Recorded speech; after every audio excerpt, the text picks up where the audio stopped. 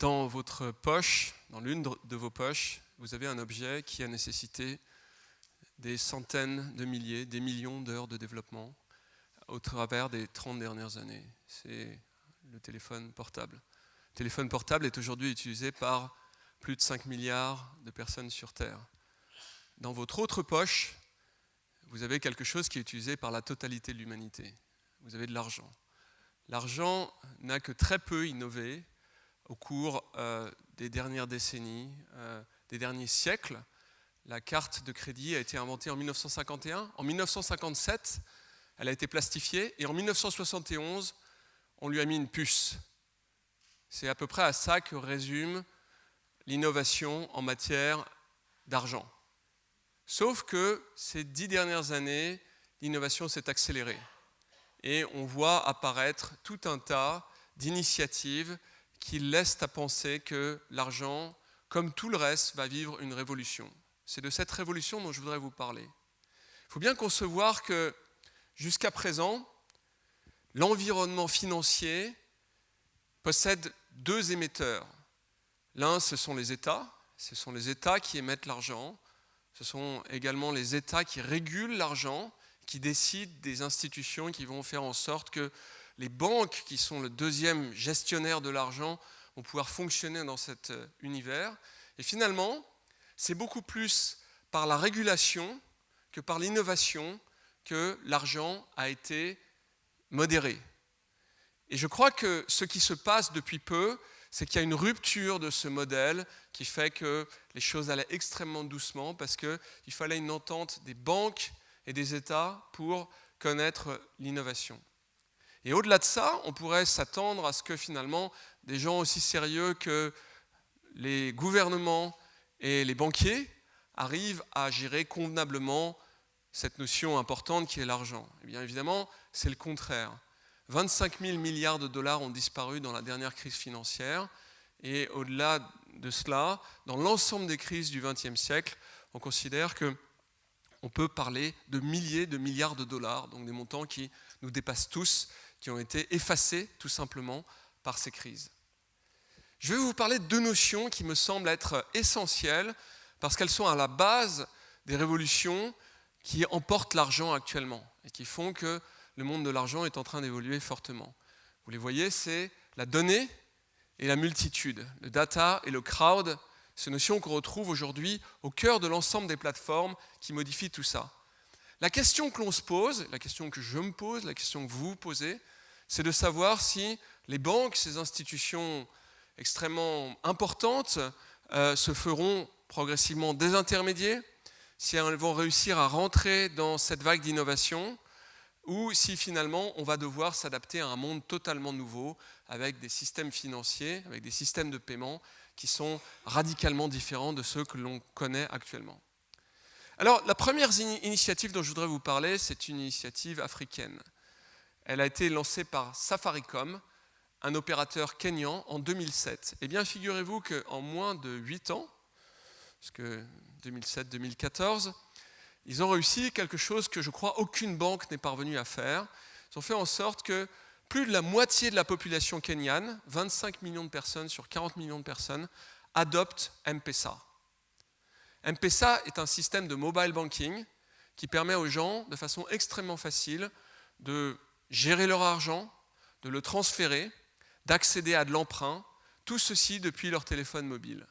C'est tellement simple qu'ils ont bancarisé plus de la moitié de la population et 90% des clients de M-Pesa sont des gens qui n'accédaient pas au système bancaire auparavant. M-Pesa est une révolution qui s'étend aujourd'hui dans plus d'une dizaine de pays, principalement en Afrique mais aussi en Asie, et qui compte évidemment des dizaines de millions de clients avec une accélération extrêmement forte de ce fait. Et c'est un bon exemple de cette révolution que le système bancaire est en train de connaître. L'autre révolution, c'est les porte-monnaies électroniques. Alors il y en a de très très nombreux qui sont à l'initiative de Apple, de Facebook, mais aussi de nombreuses startups qui viennent de tous les pays. On en compte des centaines de par le monde. Et ces porte-monnaies électroniques offrent l'avantage de la sécurité, de la capacité de transactionner localement mais aussi en distance avec des technologies de type RFID. Et évidemment, c'est une révolution qui touche avant tout les pays émergents où le système bancaire est peu régulé et où l'innovation est plus facile à introduire. La deuxième révolution, c'est ce que l'on appelle le prêt participatif. Lending Club est une société américaine fondée par un Français qui a 4 ans d'âge, qui est très récente. L'année dernière, elle a prêté 3 milliards de dollars. Cette année, elle va prêter une somme qui est très forcément supérieure à ça, puisque vous voyez la croissance de Lending Club, elle est tout à fait imposante et ça continue à une vitesse accélérée. La grande caractéristique de Lending Club, c'est qu'ils ont une qualité de crédit qui est supérieure à celle des banques. Pourquoi ? Parce qu'ils demandent à la crowd, à la foule, de définir si on doit prêter de l'argent ou pas. Donc c'est vous, plutôt que des comités financiers qui décident de qui doit bénéficier de Lending Club. Et c'est en soi l'alliance de la data et de la multitude qui réussit ça. Cabbage, c'est la même chose, c'est du prêt pour les PME. C'est basé sur le rating que ont ces PME sur des plateformes d'e-commerce comme eBay ou Amazon. Si vous avez un bon rating, vous avez un taux favorable. Si vous avez un mauvais rating, votre taux est élevé. C'est également une révolution, c'est amené à s'étendre au-delà de l'e-commerce en se basant sur la data très massivement dans ce domaine. Je crois que d'une façon générale, le crowdfunding est quelque chose qui mérite d'être étudié plus avant. Je pense que beaucoup d'entre vous ont entendu parler de la plateforme Kickstarter. Kickstarter est une révolution dans le domaine de financement de l'innovation.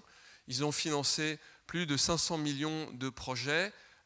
C'est une accélération extrêmement notable, à tel point qu'on considère que ça finira à terme par remplacer, ou en tout cas prendre une place importante dans le domaine des business angels. On ne peut pas ne pas mentionner les crypto-monnaies. Je pense que tout le monde a entendu parler de Bitcoin. Il existe des dizaines de crypto-monnaies aux côtés de Bitcoin qui ont des caractéristiques tout à fait étonnantes qui font qu'on peut réussir à transactionner d'extrêmement gros montants de façon totalement invisible. La valeur aujourd'hui de Bitcoin, juste pour parler de lui, est de 6 milliards de dollars. C'est parti de zéro. Et cette notion-là semble extrêmement inquiétante pour les États parce qu'elle est invisible, elle est totalement inarrêtable. Enfin, je crois que je ne peux pas vous faire une présentation sur l'argent sans vous parler de la disparition de l'argent. Et c'est un phénomène qui a été mis en évidence par le Bureau statistique américain, donc l'équivalent de l'INSEE, qui dit si on parle de la croissance américaine, de la croissance du PIB, on ne peut pas ne pas mentionner le fait que les actes gratuits, l'accès à Wikipédia, demain au Fab Lab, font partie d'une nouvelle forme d'économie où il n'y a plus d'argent. Mais c'est de la richesse qui est donnée aux citoyens, aux consommateurs, de façon gratuite. Et c'est quelque chose qui est extrêmement remarquable parce que ça croît extrêmement vite également. Et je crois que le phénomène des Fab Labs est intéressant parce qu'il est glocal. Il utilise l'intelligence de l'ensemble de la planète pour créer des niveaux de technologie extrêmement élevés. Et en même temps, il repose sur le fait que c'est une application locale, une consommation locale. Et ce phénomène prend une amplitude extrêmement marquée. Enfin, je crois que c'est important de vous parler également des initiatives qui existent en France. Il y en a un très grand nombre. La France est un pays qui est considéré comme un grand pays du crowdfunding. Vous connaissez KissKissBankBank, Ulule et un grand nombre de compagnies du même type qui participent à différents titres, à la fois à du prêt ou à du financement de l'innovation ou encore à des systèmes de crypto-monnaies, parce qu'il y a aussi des crypto-monnaies françaises. Tout ceci montre que notre pays intègre ça. Et je crois que c'est le point que je voulais faire. Mon point principal, c'est de vous dire que la révolution numérique touche absolument tous les domaines. J'ai pris l'exemple de l'argent, mais j'aurais pu prendre tout autre exemple. Et c'est juste de vous dire que par rapport à ça, il faut que notre société accepte de regarder cette révolution qui touche les plus grandes institutions comme les banques et les États et qu'elles l'accompagnent. Elles ont certainement des travers, elles ont aussi des avantages et je crois que la France, comme tous les pays, doivent réussir à entrer dans cette révolution, à créer un débat autour de ces thématiques qui sont proprement stupéfiantes et révolutionnaires et faire en sorte qu'on les intègre de la meilleure façon possible, aussi bien en termes sociaux qu'en termes d'efficacité pour l'économie nationale, l'économie de l'ensemble des pays qui rentrent dans la révolution numérique. Je vous remercie.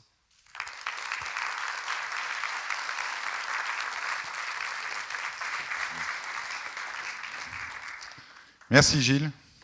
Peut-être en 2 mots, parce qu'on a du temps, par rapport à ce que tu as pu entendre aujourd'hui pour sortir du sujet très bancaire, qui c'est vrai nous touche tous parce qu'on a un portefeuille dans la poche, qu'est-ce que tu vois, on va avancer dans la lumière, qu'est-ce que tu vois aussi de très fort comme tendance sur lesquelles on pourrait faire de la veille? Je ne vois que des fortes tendances. C'est-à-dire que c'est ça qui est incroyable, c'est que j'en parlais hier avec Axel Lemaire, la secrétaire d'État au numérique, et elle me disait, on vit un moment historique. On était d'accord tous les deux pour se dire, c'est vraiment un moment historique dans l'histoire. C'est-à-dire qu'il y a eu la première révolution industrielle, elle a créé en passant le code civil, elle a emmené le code civil. La deuxième révolution industrielle, les droits sociaux. Et puis là, on a une troisième révolution industrielle qui créera probablement un code de la donnée. Je pense que la donnée va devenir quelque chose de tout à fait central. On a passé 20 ans à faire du web. Là, on commence à faire de la data. Et on va créer une intelligence autour de la data qui sera tout à fait extraordinaire. Et je pense que ça touche tous les domaines. D'ailleurs, c'est le propos de mon livre. J'ai pris 5 domaines qui sont la production, l'éducation, l'État, le transfert de la connaissance, et puis j'ai dû en oublier un. Et j'explique que voilà, ces domaines-là vont rencontrer des révolutions extrêmement brutales. Et je crois que c'est un peu l'exemple qui a été donné juste avant moi. On peut se péter la gueule sur le kitesurf ou on peut accompagner la vague. Et voilà, et je trouve que c'est une très belle parabole, et merci de l'avoir amené pour précéder, parce que c'est ce que je souhaite pour mon pays, c'est ce que je souhaite d'une façon générale pour vous tous, c'est qu'on accompagne cette vague et qu'on sache finalement la prendre de la meilleure façon possible, plutôt que de se noyer à moitié dedans, ce qui peut aussi nous arriver. Peut-être en 2 mots, je me souviens, tu m'avais raconté finalement ce qui était un peu source d'espoir. C'est toi, en tant que digital champion vis-à-vis de l'Europe, qu'est-ce que tu arrives à faire pour éduquer le monde politique sur ce nouveau monde, et est-ce que tu as des exemples concrets où tu vois des trucs qui bougent quand même? Il y a des exemples que je n'utiliserai pas, mais d'une façon générale, oui. Je consacre un temps important à rencontrer le monde politique et à essayer de leur expliquer cette révolution pour laquelle ils n'ont pas forcément une grande agilité. Il y a des domaines où je pense qu'on peut faire des choses vraiment fantastiques. Vous avez vu que le Premier ministre a annoncé que dans le domaine de la santé, on va économiser 10 milliards d'euros. C'est très considérable et il y a 2 façons de le faire. Il y a une façon qui n'est pas intelligente, qui est la façon du rabot. On dit on coupe des droits sociaux, d'une certaine façon. C'est dramatique pour beaucoup de gens. Alors, pour la plupart des gens qui sont ici, je pense qu'on est quand même relativement protégés, mais les gens qui sont en situation de précarité, c'est tout à fait dramatique pour eux. Où on met de l'intelligence dans le système. Je vous donne 2-3 exemples. On considère que dans l'OCDE, 1 fois sur 4 qu'il y a une prescription médicale, elle est nulle et non avenue. Vous avez la grippe, on vous donne des antibiotiques. Ça, c'est le plus classique. Mais ça arrive aussi, vous avez des nodules, on pense qu'ils sont cancéreux, on vous fait une chimiothérapie. En fait, c'est des nodules qui ne sont pas dangereux. Ça arrive en permanence. Un autre exemple, en France, on rembourse 2700 molécules. La moyenne de l'OCDE, c'est 500. Et on considère que dans l'OCDE, dans les 500 molécules de l'OCDE, il y en a à peu près 30% qui n'est pas très efficace. Donc je vous laisse imaginer l'efficacité de 2700 molécules. Et au-delà de ça, dans une prescription sur 3, vous avez des effets secondaires parce que la posologie est mal dosée. Donc on vous donne trop de médicaments et on vous donne d'autres médicaments pour compenser immédiatement ou plus tard les maux que vous créent ces premiers médicaments. Donc dans le domaine de la santé, on peut économiser beaucoup plus que 10 milliards. On peut faire comme Grand Shanghai, qui est, à ma connaissance, le seul endroit au monde où on a légèrement réduit les frais de santé en augmentant la qualité de soins de façon tout à fait importante, en ayant une logique qui est renversée, qui est plus post-traumatique, mais qui est au contraire une logique de médecine préventive, qui est d'ailleurs le modèle ancestral chinois qu'ils ont reproduit au XXIe siècle. Juste une dernière petite question. Tu m'avais donné aussi un exemple très amusant, où comment parfois les choses peuvent aller vite en Europe. Et tu m'avais parlé de cette ligne Maginot qui s'appelle le roaming, qui est en train de s'effacer. Et raconte comment ça s'est passé. Alors, on est beaucoup, pas moi, mais pas certains d'entre vous, à critiquer l'Europe. Eh bien, moi, je passe du temps à la Commission et d'une part, je suis profondément européen parce que à chaque fois que les pays se sont retrouvés isolés, ça s'est mal passé en Europe et je crois qu'on a un moment historique qui essaie de faire une vraie Europe, qui soit une Europe intelligente. Je ne nie pas qu'il y a un certain nombre de distorsions qui sont souvent, d'ailleurs, le fait des chefs d'État qui, au moment de décider sur la forme que devait avoir l'Europe, ont refusé de transférer massivement des pouvoirs. Mais l'Europe a une vraie efficacité. Je vais vous donner un exemple. Neelie Kroes, donc, qui est la commissaire européenne au numérique, un jour m'a appelé et m'a dit « Je voudrais me battre pour retirer le roaming en Europe ». Le fait que quand vous vous baladez en Europe, vous rentrez chez vous, vous prenez la facture de votre opérateur et vous dites « Tiens, c'est pas très sympa, j'en ai pour 500 €. Moi, ça m'arrive tout le temps. Et je trouve ça relativement crispant. Et vous vous baladez dans tous les États-Unis, n'importe où que vous soyez, c'est toujours le même prix. Et moi, j'ai été faire quelques sondages auprès des opérateurs de télécom, dont celui-ci. J'ai tout de suite senti qu'il y avait une certaine crispation à cet égard. Et je l'ai dit à Neelie, et je lui ai dit, tu sais, ça va être compliqué. Et elle m'a dit, on y va, parce que finalement, la frontière des télécoms, symboliquement, c'est une des plus grandes frontières qui soit. C'est-à-dire que vous avez vu les frontières se retirer. Vous avez vu la monnaie unique arriver, vous pouvez vous promener dans toute l'Europe avec la même monnaie. Et la frontière qui vous reste, c'est de vous dire, ah, mais quand je suis en Belgique, c'est pas pareil parce que ça me coûte une fortune en télécom. Et donc cette frontière, il fallait la retirer. Et je crois que ce qu'a dit Neelie très justement quand elle est venue en France pour expliquer pourquoi elle voulait faire ça, c'est de dire finalement ce qu'on appelle les externalités, c'est-à-dire le bien-être économique qui se dégagera de ça, c'est tellement conséquent qu'il faut le faire.